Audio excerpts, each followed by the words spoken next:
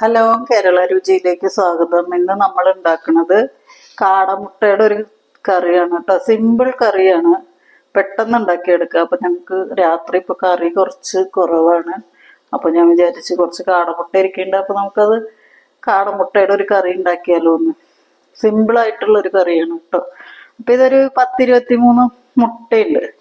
ഒരു 23 മുട്ടയുണ്ട് കാടമുട്ട. പിന്നെ ഒരു 3 സവാള നമ്മൾ എടുത്തിട്ടുണ്ട്. ഒരു തക്കാളി, ഇതിൻ്റെ ഒരു 1/4 ഭാഗം മതി, ഒരുപാട് പുളി വേണ്ട കറിക്ക്. അപ്പം നമുക്ക് ആദ്യം തന്നെ കാടമുട്ട പുഴുങ്ങിയെടുക്കാം. ഇപ്പം കാടമുട്ട കഴുകി ക്ലീനാക്കി വെച്ചിരുന്നതാണ് കേട്ടോ. ഇത് നമ്മൾ ഇതിലും കൂടുതലുണ്ടായിരുന്നു, ഉപയോഗിച്ചതാണ്. അപ്പം നമുക്കിത് പുഴുങ്ങാനിടാം.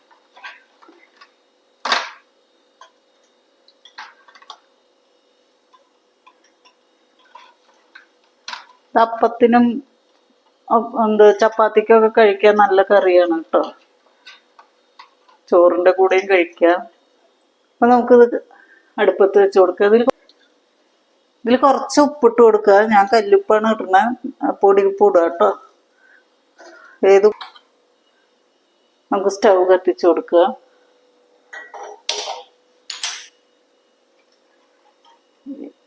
കാടമുട്ട വെച്ച് കൊടുക്കുക.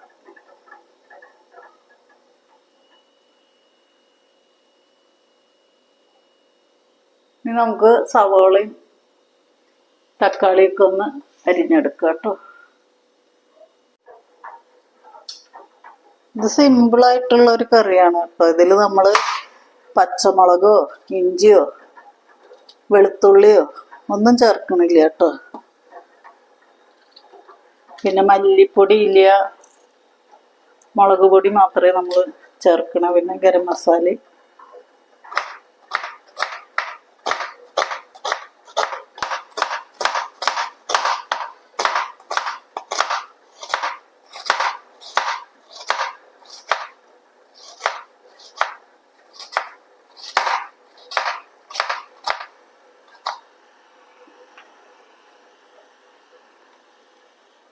അപ്പോൾ നമ്മൾ സവോളയും തക്കാളിയൊക്കെ അരിഞ്ഞെടുത്തു. പിന്നെ കറിവേപ്പിലയും മല്ലിയിലയും കാശ്മീരി മുളക് പൊടിയാണിത്.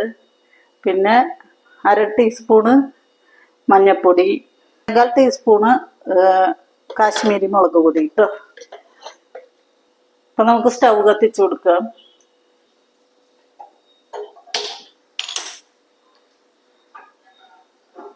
കുക്കർ വെച്ച് കൊടുക്കുക. നമ്മൾ കുക്കറിലാണ് ഇത് ഉണ്ടാക്കണേ കേട്ടോ.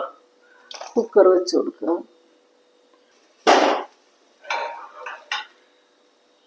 നമുക്ക് കുക്കറിലേക്ക് ഒരു 2 ടീസ്പൂൺ വെളിച്ചെണ്ണ ഒഴിച്ച് കൊടുക്കുക.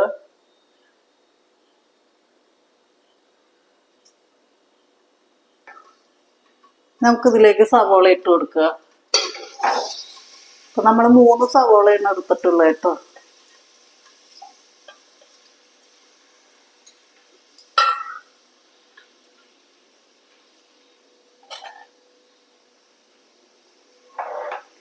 ഇത് നന്നായി മൊരിഞ്ഞ പോലെയൊന്നും ആവണ്ട, ഒരുവിധം വഴണ്ടി കിട്ടിയാൽ മതി.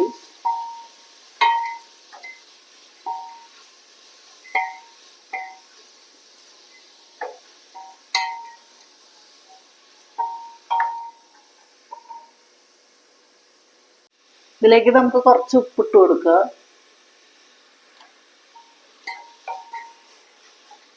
പെട്ടെന്നൊന്ന് വഴണ്ടി കിട്ടാനായിട്ട്.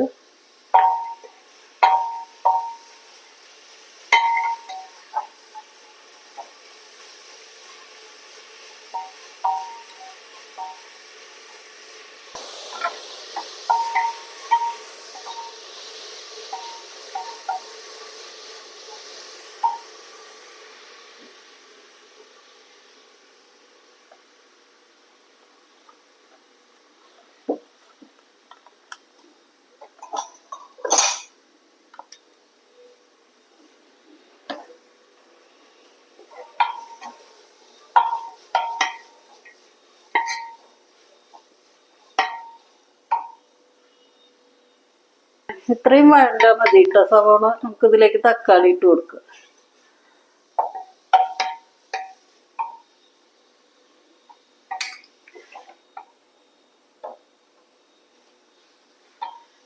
അപ്പൊ നമ്മള് ഒരു വലിയ തക്കാളിയുടെ 1/4 ഭാഗമാണ് ഇത് ഇട്ട് കൊടുക്കുക.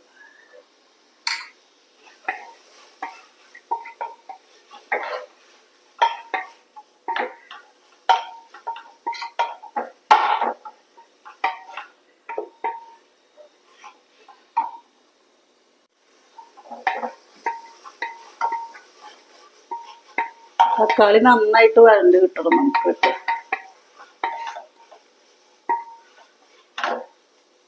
ഇപ്പൊ നമ്മുടെ തക്കാളി ഏകദേശം വഴണ്ടിട്ടുണ്ട്.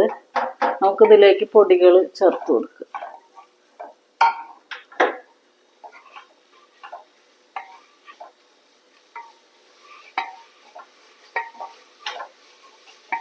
കാടമുട്ട കഴിക്കുന്നത് നല്ലതാണ് കേട്ടോ. കാടമുട്ടയിൽ ഒരുപാട് ഔഷധ ഗുണങ്ങളൊക്കെ ഉള്ളതാണ് കാടമുട്ട.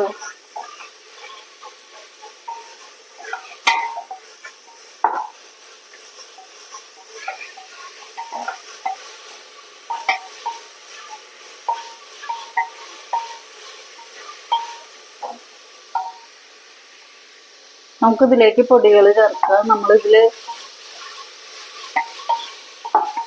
തേങ്ങയോ ഇഞ്ചിയോ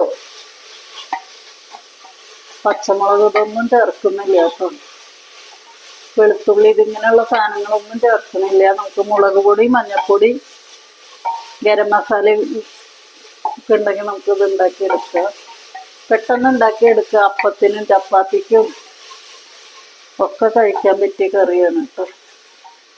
അപ്പൊ നമുക്ക് 1/4 ടീസ്പൂണ് കാശ്മീരി മുളക് പൊടിയാണ്. അപ്പൊ ഇത്തിരി കൊഴുപ്പും കളറൊക്കെ ഉണ്ടാവും. പിന്നെ ഒരു 1/2 ടീസ്പൂണ് മഞ്ഞൾപ്പൊടിയാണ് ഇട്ട് കൊടുക്കുക.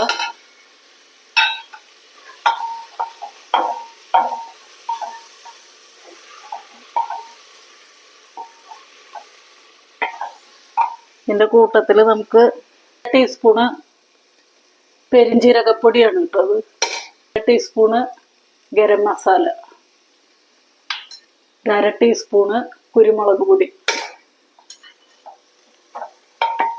ഇതിൽ നന്നായിട്ട് ഇളക്കി കൊടുക്കുക. പൊടിയുടെ പച്ചമണം പോണ വരെ നന്നായിട്ട് ഇളക്കി കൊടുക്കണം.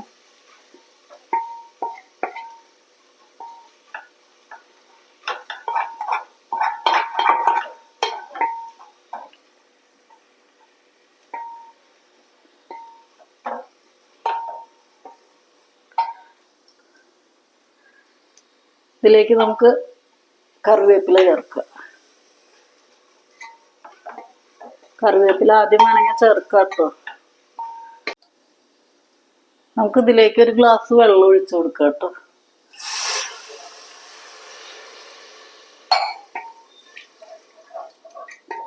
നമുക്കിതിലിപ്പോ ഉപ്പൊക്കെ ഉണ്ടോ നോക്കാം.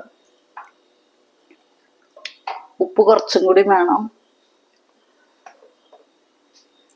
1 ലേശം ഉപ്പിട്ട് കൊടുക്കുക.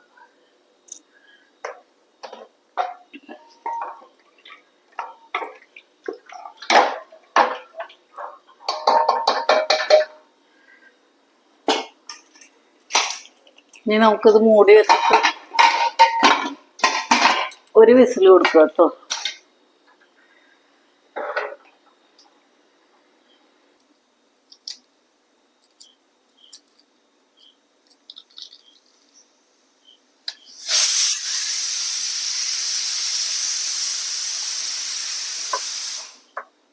നമുക്ക് കുക്കറൊന്ന് തുറന്നു നോക്കാം. നമ്മുടെ കറി ഇവിടെ റെഡി ആയിട്ടുണ്ട്.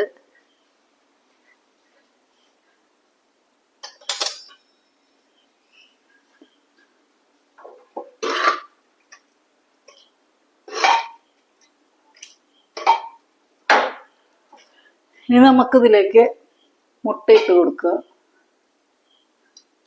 അപ്പൊ നമ്മുടെ കാടമുട്ട ഇതിലേക്ക് ഇട്ട് കൊടുക്കുക. ഒന്ന് ചൂടാക്കി എടുക്കുക കേട്ടോ.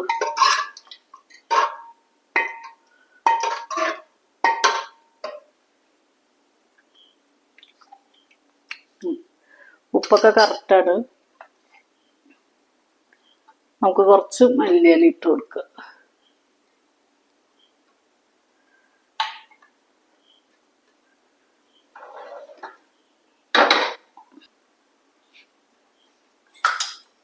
നമുക്ക് സ്റ്റൗ കത്തിച്ചു കൊടുക്കുക.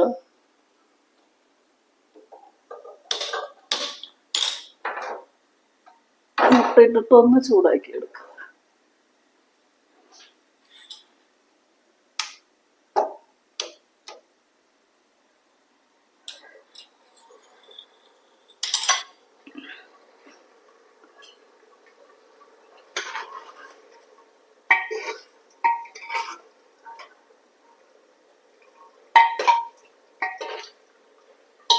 അപ്പൊ നമ്മുടെ കാടമുട്ടക്കറി ഇവിടെ റെഡി ആയിട്ടുണ്ട്. നമുക്കിത് വിളമ്പുന്ന പാത്രത്തിലേക്ക് മാറ്റാം. അപ്പൊ നമുക്കിതിലേക്ക് ഒരു ലേശം പഞ്ചസാര ചേർക്കാം കേട്ടോ. ലേശം പഞ്ചസാര ചേർക്കുക, ഒരു ലേശം. അത് ചേർക്കുന്നത് നല്ലത്, എരിവിനും ഇതിനൊക്കെ ബാലൻസ് ചെയ്യാനായിട്ട്. അധികം ചേർക്കരുത്. ഇത്രയും കറിക്ക് ഒരു 1/4 ടീസ്പൂൺ.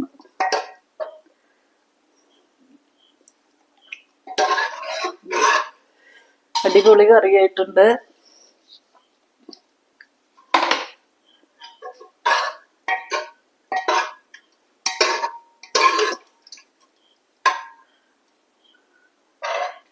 നമുക്കിത് പാത്രത്തിലേക്ക് മാറ്റാം. നമ്മുടെ കാടമുട്ടക്കറി